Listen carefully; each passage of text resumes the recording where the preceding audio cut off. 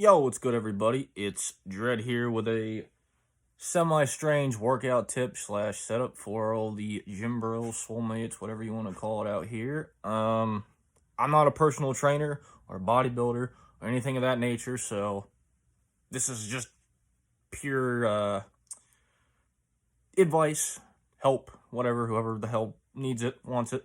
I'm gonna demonstrate here a very ghetto setup. I know you probably can't see too well of how setting up a floor press could work in your home or basement or whatever.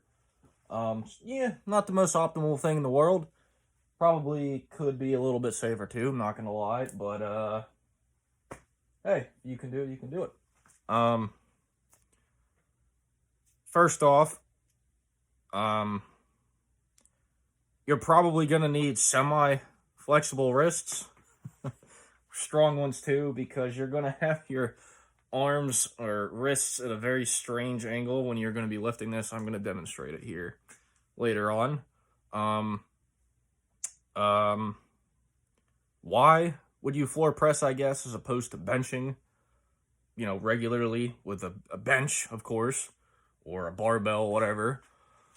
You might not have a bench, or in my case, my bench can't hold the weight I'm going to use plus my own, or the fucking thing's going to break. So I have to settle with this. So as you can see here, I'm using freaking buckets to do this. Not the most optimal thing in the world. It works. But, so why would you want to floor press? Those reasons right there, and you're still getting, I would say a pretty solid chest, tricep, push movement. If you can't utilize the bench, I would definitely, recommend a regular bench over this. But if you're also an experienced lifter and you are struggling to move your bench any further up the plateau, so to say, if you stall, you can't progress in weight, a floor press can be a pretty good way to get out of that, because the floor press, you see, works this range up. That's it. You can't see very well because my phone's in a literal freaking boot. It's the only way I was able to get this recorded from an angle you could see. Not all the way back, because when hence why it's called floor press, your elbows touch the floor, you're done, you push it back up. So you're almost getting, I would say, more of a tricep activation. It's cold as fuck in my basement, hence that's why I'm wearing all this stuff.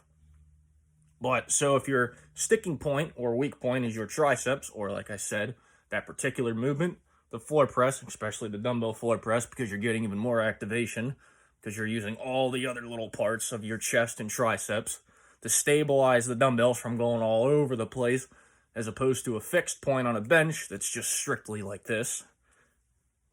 It can be pretty useful. That being said, let's get into it. I use pails. I honestly don't know what else you could use. There's probably things out there, but just basic freaking pails like this. You're going to probably want at least two of them, unless you got two big ones. Unless you're a fucking midget, because you're going to be angling your wrist kind of under the, I'll show it here, under the dumbbells and lifting it off and then pushing the buckets out. It's, again, not the most optimal thing in the world, probably not the most safest either, but it works. I'm going to use 80s here. This is a good weight for me.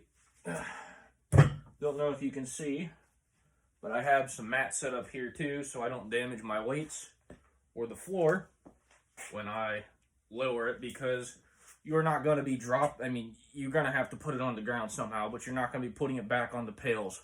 That's not going to freaking work. Trust me. If you can somehow get it back on the pails, props to you, but I don't think you can. It's just too weird.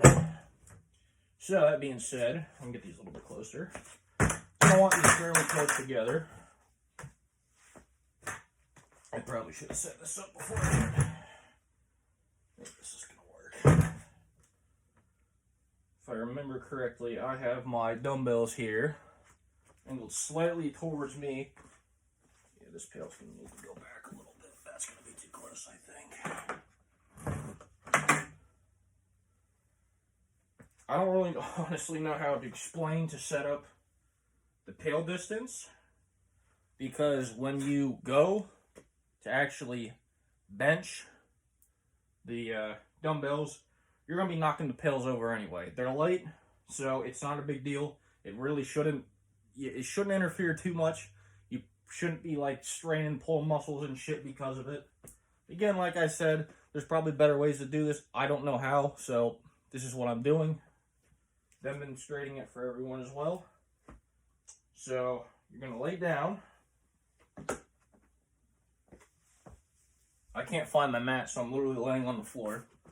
Probably also not the most optimal thing in the world to do.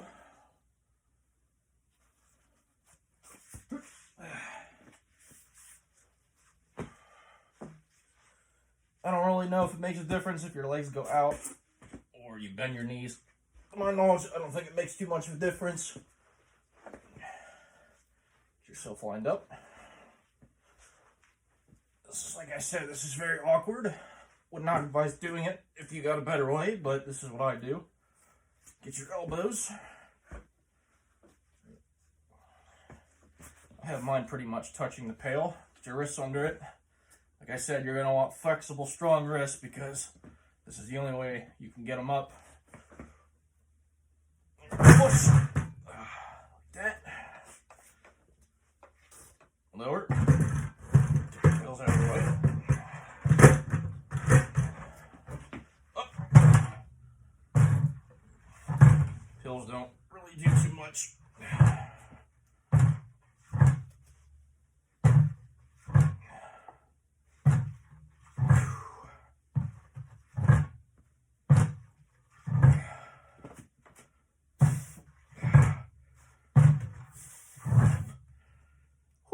I got 12 last time. I don't know if I'm going to get 12 this time. Yeah. One more.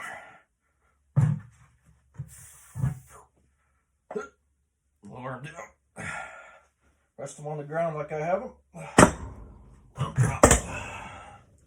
There you go. Kind of a weird setup, but it works.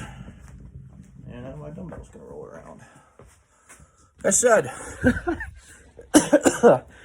not the most optimal thing in the world. It's awkward. Looks fucking stupid. But it works.